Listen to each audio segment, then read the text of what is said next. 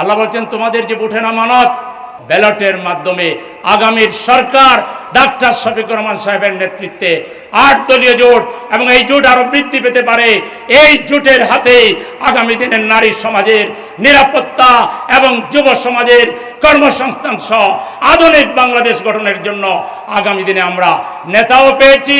আমাদের দল সুসংগঠিত, আমাদের সাথে যে দলগুলো রয়েছে তারাও জনপ্রিয়। ইনশাআল্লাহ জামাতের আমির ডাক্তার শফিকুর রহমানের নেতৃত্বে নতুন বাংলাদেশ প্রতিষ্ঠা সময়ের ব্যাপার মাত্র, ইনশাআল্লাহ। সুতরাং সেই বাংলাদেশ প্রতিষ্ঠায় আমরা আরো দৃঢ় কদমে এগিয়ে যাব, জনগণের পাশে দাঁড়াবো। আমরা কোনো অহংকার করব না। আমরা মানুষকে আমাদের পাশে নিয়ে আসার জন্য আমাদের গণসংযোগ দাওয়াতি তৎপরতাকে বৃদ্ধি করার মাধ্যমে ঘরে ঘরে দাঁড়িপাল্লাকে পৌঁছে দিতে হবে।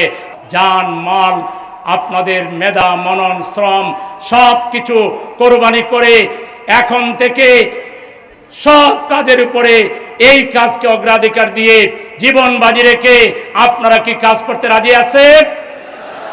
আমরা সরকারি প্রশাসনকে ব্যবহার করব। জামাতে ইসলামীর কর্মীরা আমরা স্বেচ্ছাসেবী হিসাবে ভূমিকা পালন করব।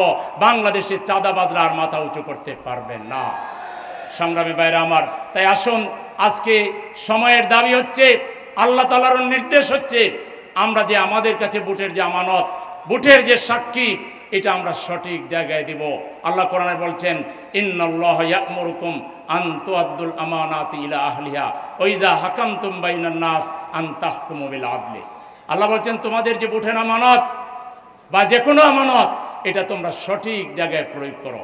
যারা ন্যায় বিচার করবে, যারা আদল করবে, যারা ইনসাফ কায়েম করবে, তাদের হাতে তোমাদের আমানত সুপর্দ করো। এই আমানত শুধু আমানত নয়, এটা একটা সাক্ষীও। আমরা সাক্ষী দিব কে ভালো মানুষ, কে অধিকার আদায় করতে পারবে, কে উন্নয়ন করতে পারবে। আমরা এই সাক্ষীটা দিব আমার ভোটের মাধ্যমে যে এই লোকটা হচ্ছে সৎ এবং যোগ্য।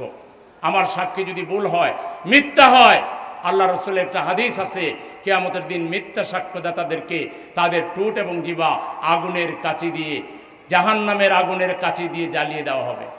অতএব আমরা কোনোভাবে মিথ্যা সাক্ষী দিতে পারি না, আমরা খেয়ানত করতে পারি না। আমরা যদি মিথ্যা সাক্ষী দেই, খেয়ানত করি, তাহলে ভোট নিয়ে যারা খেয়ানত করবে ওদের বদ আমলের দায়ও কিন্তু আমাদের উপরে বর্তাবে।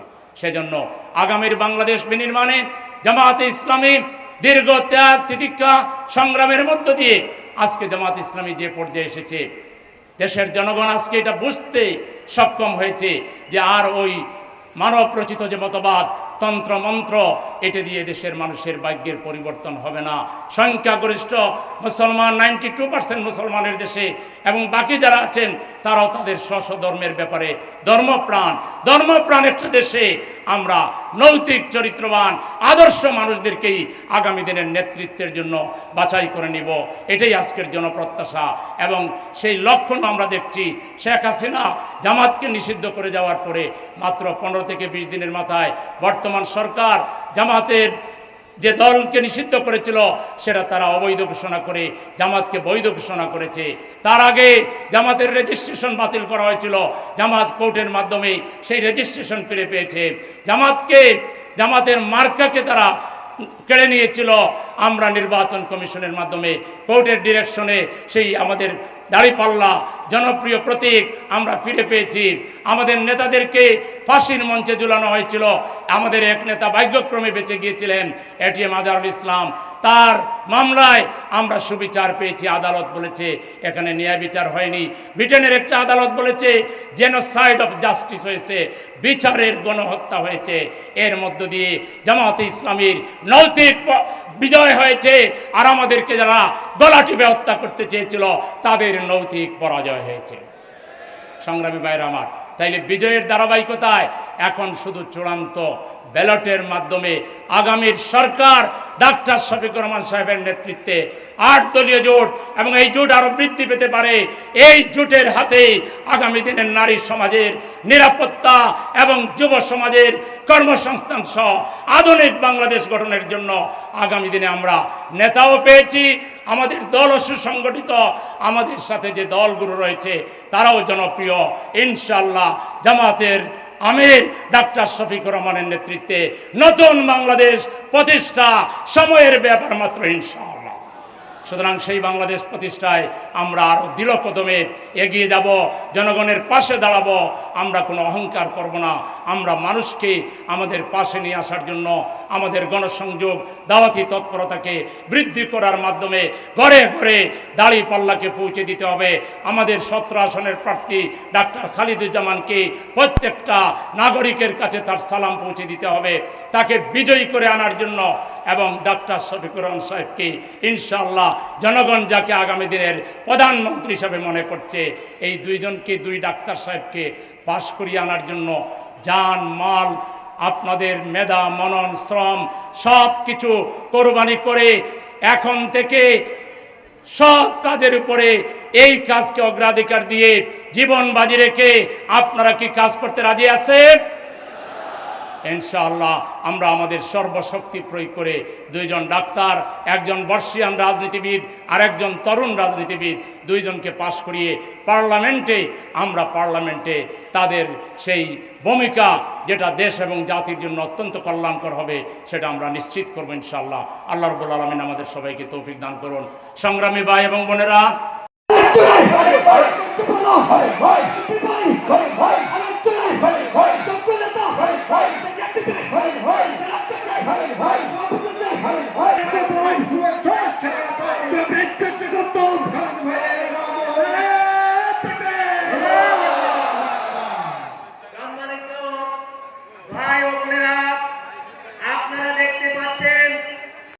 অহুদ যুদ্ধের ঘটনা আমরা জানি, প্রথম শহীদ জানি সুমাইয়া রাদিয়াল্লাহু আনহা।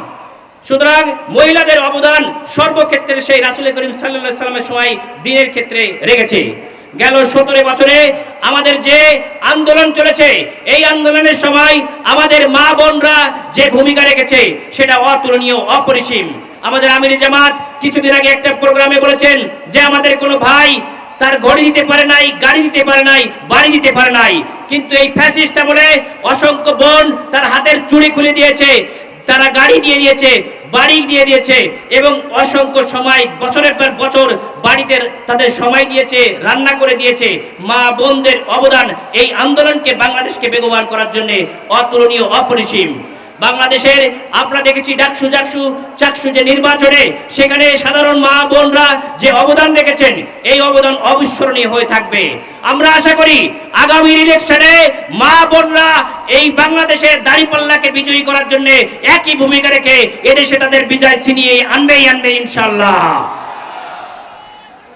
প্রিয় এলাকাবাসী, আমরা আপনাদেরকে অবহিত করতে চাই যে আমরা কোনো প্রতিহিংসার রাজনীতি চাই না। আমরা বাংলাদেশকে একটি সুন্দর সমৃদ্ধ দেশ হিসেবে গড়তে চাই, আমরা সকলকে নিয়ে গড়তে চাই। এদেশে প্রতিহিংসার যে কোনো মূল্য নাই এবং মহান রব্বুল আলামিন এই অহংকার যে পছন্দ করেন না, ক্ষমতা যে চিরস্থায়ী নয়, সেটা এই ফ্যাসিস্ট সরকারকে বিদায় করে দেখিয়ে দিয়েছে। তারা আমাদের উপরে যে অত্যাচার করেছে, আমাদেরকে মিছিল করতে দেয় নাই, আমাদেরকে একটা ঘরে বসে 5 জন আমাদের প্রোগ্রাম করতে দেয় নাই, তারা সেই একই ভোগ তারা এখনো বহন করছে। তারা যে কোর্ট তৈরি করে গিয়েছিল, সেই কোর্টে আজকে তাদের বিচার হচ্ছে। এটা থেকে আমাদের শিক্ষা নিয়ে আমাদেরকে সামনের দিকে এগিয়ে যেতে হবে। এই বাংলাদেশ আমার, আপনার, আমাদের সকলেরই। এই বাংলাদেশকে বিনির্মাণ করতে হবে আমাদের ইনশাআল্লাহ। এই বাংলাদেশকে যদি আমরা বিনির্মাণ করতে চাই, তাহলে আমাদেরকে আরো এগিয়ে আসতে হবে, একতাবদ্ধ হতে হবে। সকলে অতীতের ভেদাভেদ ভুলে সামনের দিকে এগিয়ে আসতে হবে। বাংলাদেশকে গঠনের জন্য এদেশের বাংলার সমাজ, দাঁড়িপাল্লার এবং বাংলাদেশ জামায়াত ইসলামীর আমির যে নির্দেশনা দিয়েছেন, এই নির্দেশনা যদি আমরা ফলো করতে পারি, তাহলে একটা সুন্দর বাংলাদেশ আমরা আপনাদেরকে উপহার দিতে পারবো। প্রিয় এলাকাবাসী, প্রিয় দেশবাসী, আপনারা অবগত আছেন যে বাংলাদেশ জামায়াত ইসলামীর আমির যখন পানিতে মানুষ ডুবে যায়, যখন বন্যার মধ্যে মানুষ পড়ে, যখন আগুনে মানুষ পড়ে যায়, সকল ক্ষেত্রে প্লেন দুর্ঘটনায় এদেশের একজন যোগ্য নেতা, একজন সত্যিকারের অভিভাবক আমরা পেয়েছি, যার মাধ্যমে এই বাংলাদেশের সেই 5ই আগস্টের পরে জাতি যখনই ক্রান্তিকালে পড়েছে, প্রত্যেকটা সময় তিনি এদেশের অভিভাবকের ভূমিকা পালন করেছেন। প্রিয় এলাকাবাসী, প্রিয় দেশবাসী, এই অভিভাবক, এই সরল এই অভিভাবকের মাধ্যমে আগামীর বাংলাদেশ আমরা গড়বো ইনশাআল্লাহ। আগামীর প্রধানমন্ত্রী ডাক্তার শফিকুর রহমান ইনশাআল্লাহ। আমরা পারবো তো ইনশাআল্লাহ। ইনশাআল্লাহ আমরা যদি আগামী দিকে এগিয়ে যাই, তাহলে আমরা আগামীর বাংলাদেশ সুন্দরভাবে গঠন করতে পারবো। আমি একটা ছোট উদাহরণ দিয়ে আমার বক্তব্যের শেষের দিকে যাব। 2 দিন আগে আমাদের একজন ভাই, আমি এই যে কড়াইল বস্তিতে যে আগুনে মানুষ পড়ে গেল, মানুষের যে নিঃস্ব অসহায়, এই অসহায় মানুষের মধ্যে দেখেছেন আমরা কাজ করেছি। আমাদের আমির জামাতও রাত 12টা-1টার সময় যে হাজির হয়েছে। মানুষ, পলিটিক্স, রাজনীতি মানে সাধারণ মানুষের কাছে যাওয়া। এই কাজ শেষ করে রাত 1টার সময় আমি বাসায় যেয়ে কেবল পৌঁছেছি, তখনই একটা মেসেজ দেখলাম সিডনি থেকে একজন ডাক্তার, আমার খুব কাছের, উনি ল্যান্ড করেছেন আমাদের বাংলাদেশ ঢাকা ইন্টারন্যাশনাল এয়ারপোর্টে। এই মেসেজ উনি আমাকে যখন প্লেনে উঠেছেন তখন দিয়েছেন, কিন্তু আনফর্চুনেটলি আমি সারাদিন কর্মব্যস্ততার কারণে তার এই মেসেজটা আমি দেখতে পারি নাই। তখনই আমি কল করলাম এবং সেই রাতেই তাকে আমি আনতে গেলাম। তিনি আসার কারণ হচ্ছে তার বাবা অসুস্থ এবং আইসিইউতে চলে গেছে। এই কথা শুনে তিনি সঙ্গে সঙ্গে প্লেনের টিকিট কেটে এদেশে এসে পৌঁছেছেন। সুতরাং এটাই হচ্ছে বাবা মায়ের প্রতি ভালোবাসা। ইসলামী ছাত্র শিবির, জামায়াতে ইসলামী শুধুমাত্র এদেশে যোগ্য নেতৃত্বই তৈরি করছে না, সত্যিকারের মানবতা, মানবিকতা, মা বাবা যারা শ্রদ্ধার এবং যারা বড়, একটি সুন্দর সমাজ করতে চাই, তাদের প্রতি সম্মান দেখাতে চাই।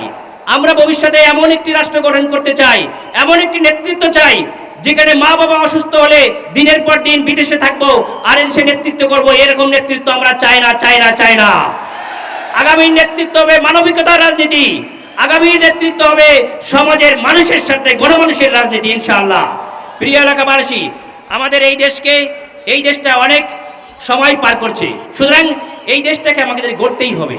আমরা পরিকল্পনাবদ্ধ করে সত্যিকারের অতীতের ভেদাভেদ বলে সকলে একত্রিতভাবে এই দেশটাকে গড়ার যে পণ করেছি, আমরা ইনশাআল্লাহ আগামীতে বাংলাদেশকে এমন একটি বাংলাদেশ উপহার দেব, যেই বাংলাদেশ কোনো দলের, কোনো পরিবারের বা কোনো বিশেষ ব্যক্তিরা হবে না। আগামীর বাংলাদেশ গণমানুষের বাংলাদেশ। এই বাংলাদেশকে আমরা সকলে মিলে গড়বই গড়বো ইনশাআল্লাহ। এই প্রত্যয় ব্যক্ত করে আমার কথা শেষ করছি। আসসালামু আলাইকুম রহমতুল্লাহ। আমির জামাতের আগমন, নারায়ে তাকবীর, নারায়ে তাকবীর। ঠিক আছে, বাকিরা নিচে থাকেন, অন্য সবাই নিচে থাকেন, সবাই নিচে যান, সবাই নিচে যান, শুধু আমির জামাত একা উঠে সালাম নেবেন। সবাই নিচে থাকেন, সবাই নিচে থাকেন। নারায়ে তাকবীর, নারায়ে তাকবীর। আমির জামাতের আগমন, আমির জামাতের আগমন, আমির জামাতের আগমন। নারায়ে তাকবীর। আপনারা বসেন।